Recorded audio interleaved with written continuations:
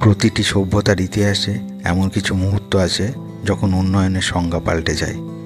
2025 সালের অক্টোবর বিশ্ব স্বাস্থ্য সংস্থা ঘোষণা করল মালদ্বীপ এখন বিশ্বের প্রথম দেশ যেখানে মা থেকে সন্তান পর্যন্ত এইচআইভি, সিফিলিস ও হেপাটাইটিস বি সংক্রমণ সম্পূর্ণভাবে বন্ধ।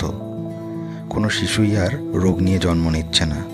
ভাবুন, এটি কেবল স্বাস্থ্য সাফল্য নয়, এটি একটি সভ্যতার বিবেকের জাগরণ, the revolution of responsibility.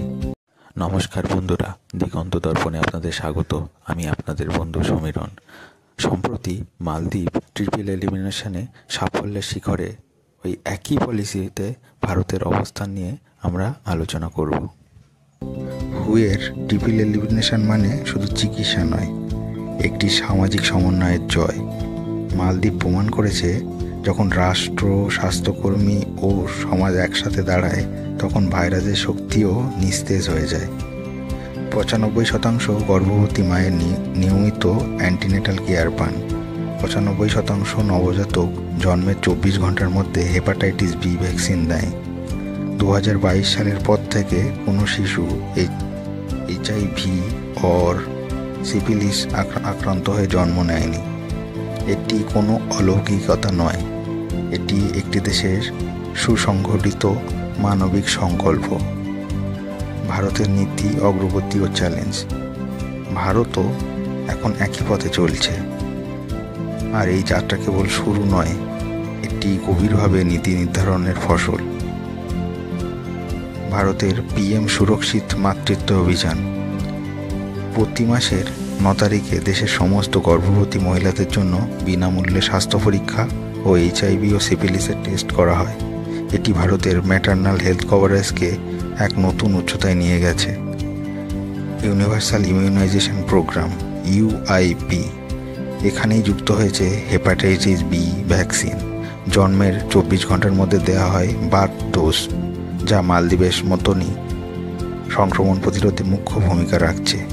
National AIDS control programme NACP-IV, এই কর্মসূচি এইচআইভি সংক্রমণ 2005-এর তুলনায় 45% কমিয়ে এনেছে। এখানে রয়েছে prevention of parent to child transmission, যেখানে প্রতিটি গর্ভবতী নারীকে এইচআইভি টেস্ট ও প্রয়োজনীয় ওষুধ দেওয়া হয়। National viral hepatitis control programme, এটি ভারতের হেপাটাইটিস ফ্রি ইন্ডিয়া বাই 2030 লক্ষ্যে কাজ করছে, যেখানে হেপাটাইটিস বি ও সি রোগীদের বিনামূল্যে চিকিৎসা ও স্ক্রিনিং করা হচ্ছে।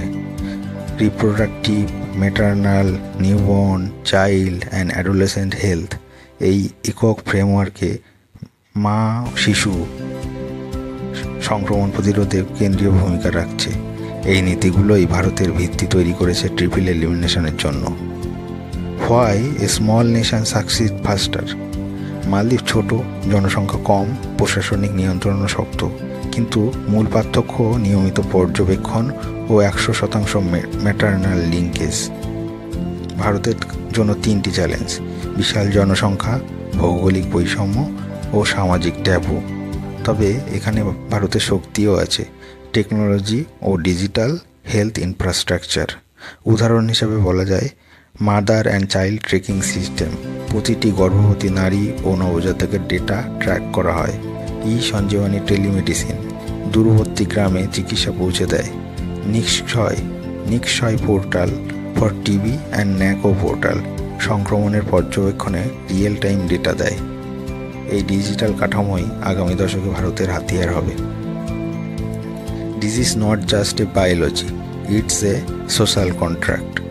এইচআইভি, সিফিলিস, হেপাটাইটিস এরা কেবল অসুখ নয়, এরা সমাজের প্রতিচ্ছবি। যেখানে তথ্যের অভাব, লজ্জা, অজ্ঞতা থাকে, সেখানেই রোগ শক্তিশালী হয়। তাই মালদ্বীপের জয় শুধু ভ্যাকসিনের জয় নয়, একটি কঙ্কাল ভাঙার বিজয়। ভারতেরও একই পথ। যেদিন আমরা এইচআইভিকে লজ্জা নয়, রোগ হিসাবে দেখতে শিখব, সেদিনই আমাদের বিজয় নিশ্চিত।